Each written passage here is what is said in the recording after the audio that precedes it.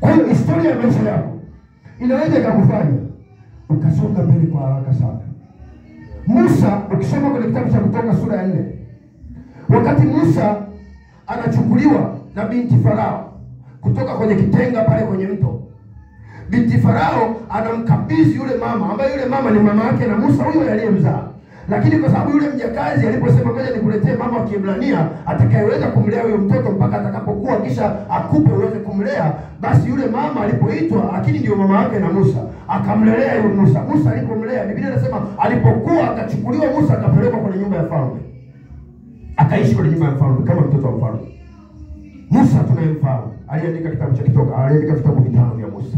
Wakati Musa anaishi kwenye nyumba ya mfalme, Biblia yangu inaniambia aliishi katika mazingira ya kifalme kwa sababu alikuwa kama mtoto wa mfalme.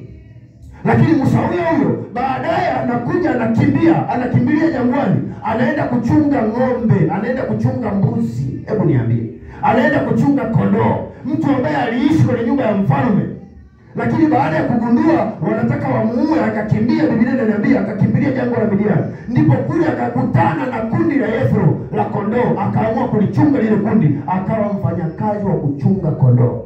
Amina. Angalia historia ya maisha yanapobadilika. Kutoka kwenye nyumba ya mfalme anakuja anachunga kondoo.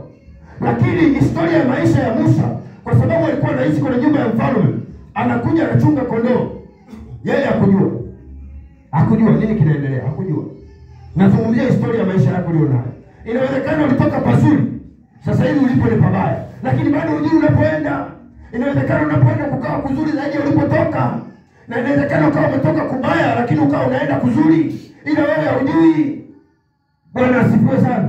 Biblia yangu inaniambia Musa kilichokuja kutokea baadaye ndio anakutana na Mungu